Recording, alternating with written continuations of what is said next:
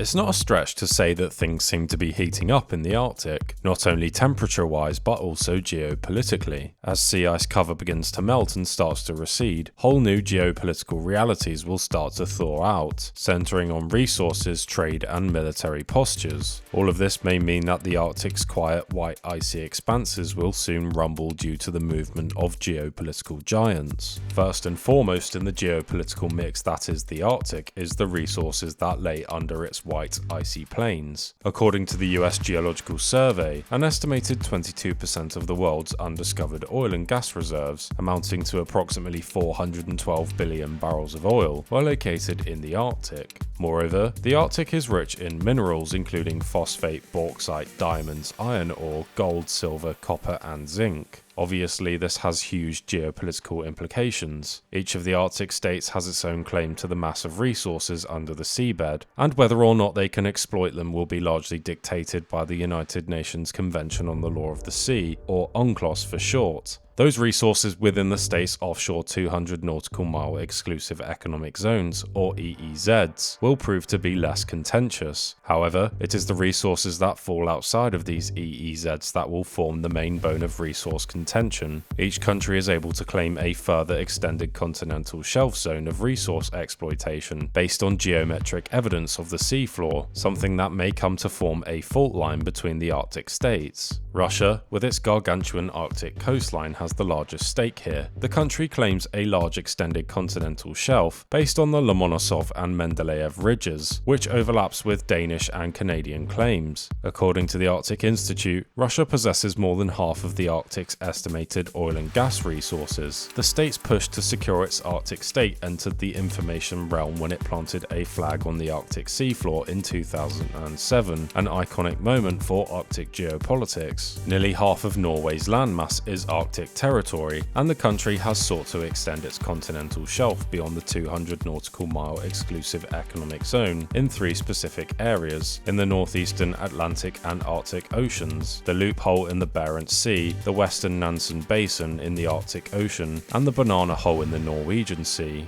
Norway also indicated the possibility of making further submissions for other areas. Additionally, Norway and Russia have resolved a long-standing 40-year dispute over the demarcation in the Barents Sea through a ratified agreement. Denmark has an Arctic presence through its autonomous territory of Greenland and asserts its claim over an extended continental shelf. Like many other Arctic states' claims, Denmark's EEZ and potential continental shelf area contains significant hydrocarbon and mineral resources. The Greenlandic government holds significant sway over the mineral economy in Greenland, rather than the Danish authorities. Canada, like Russia, has a long Arctic coastline, giving it a major claim to the region's resource potential. In December 2013, Canada had announced its intention to file a continental shelf claim that included the North Pole, eventually submitting its claim in 2019. In 2022, Canada extended its claim significantly. The updated claim extends in several areas, reaching as far as Russia's exclusive economic zone. Accompanying maps to the submissions show that Canada's claim now covers the Lomonosov Ridge, running west of the North Pole, up to the limits of Russia's exclusive economic zone. The estimated extension of the claim is between 600,000 and 700,000 square kilometers. The US has a claim to some Arctic resources, mainly through its possession of Alaska. This included substantial portions of the Beaufort and Chukchi Seas, where there is potential for significant oil and gas resources. However, the exact extent and viability of these resources were subjects of ongoing study and dispute. China also has significant interests in the Arctic through its investments in Russia and its own Polar Silk Road initiative. As mentioned before, Russia has vast reserves of oil and gas in its Arctic region, and China, as the world's largest energy consumer, has a vested interest in these resources. Major Chinese energy companies like CNPC and CNOOC have invested in Russian Arctic energy projects. For example, CNPC and the Silk Road Fund have a combined 29.9% stake in the Yamal LNG project. China has invested in infrastructure development in the Russian Arctic, including ports and railways, under its Polar Silk Road Initiative, part of the larger Belt and Road Initiative. Its aim is to develop new shipping routes that will reduce transit times between Asia and Europe. Chinese banks have also been significant financiers of Russia's Arctic project, filling a void left by Western banks due to sanctions imposed on Russia.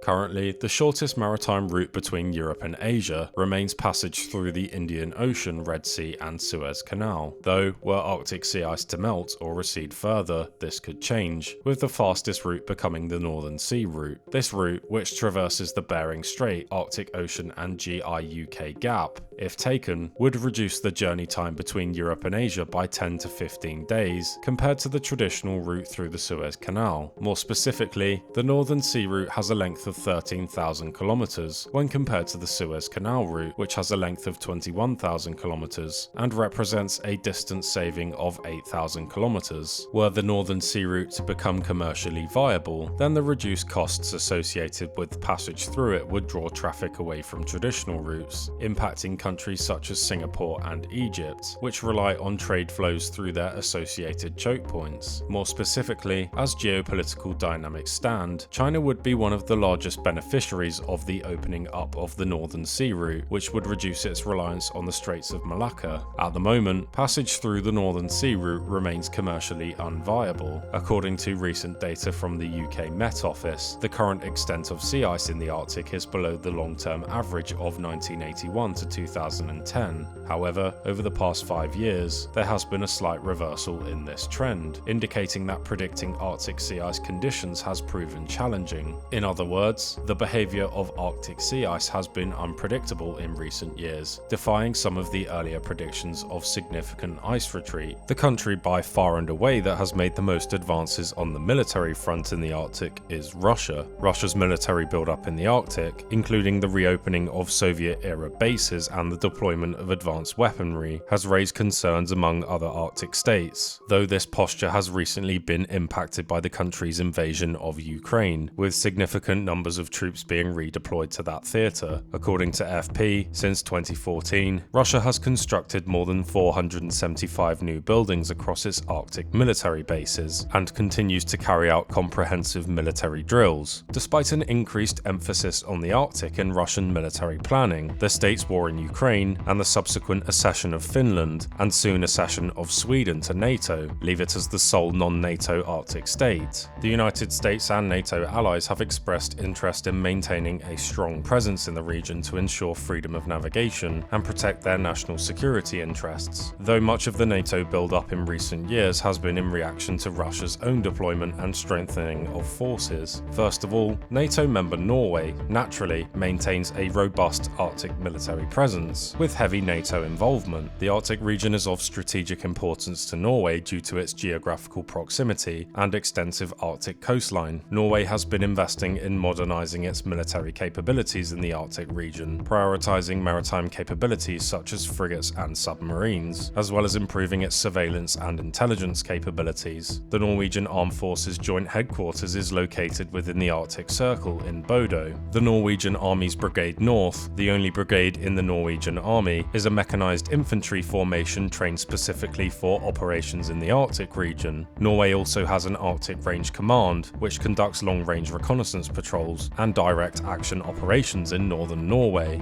Norway also hosts allied NATO troops, such as the British Royal Marines at Camp Viking. The addition of Finland and upcoming addition of Sweden, both of which are Arctic countries, will further strengthen NATO's Arctic presence, making every country in the Arctic except for Russia a member of the alliance. In 2023, Finland hosted its largest land force drill above the Arctic Circle in modern times, with over 1,000 NATO and Swedish personnel and approximately 6,500 Finnish troops and 1,000 vehicles taking part. Wary of the expanding Russian presence in the region, the US issued a national strategy for the Arctic region in October 2022, focusing on security, climate change, sustainable economic development, and international cooperation. The US government is making substantial investments to enhance the port infrastructure in Nome, located on the west coast of Alaska. This development has the potential to transform the port into a significant deepwater hub, catering to the Coast Guard and Navy vessels as they navigate through the Arctic Circle. Circle. The US Coast Guard is preparing to deploy 3 new icebreakers to strengthen its capabilities in the region, though this pales in comparison to Russia's 50 icebreakers. Moreover, the state has transferred dozens of F-35 fighter jets to Alaska, saying that it will hold more advanced fighters than any other location in the world. In addition to Russia and the United States, China has been actively expanding its presence in the Arctic, positioning itself as a near-Arctic state, and outlining plans for a polar Silk Road that will connect China to Europe through the Arctic region. China is rapidly strengthening its naval capabilities, and has ambitious plans to construct the world's largest icebreaker vessel. The state is also making substantial investments, totaling tens of billions of dollars, in energy, infrastructure, and research projects in the Arctic.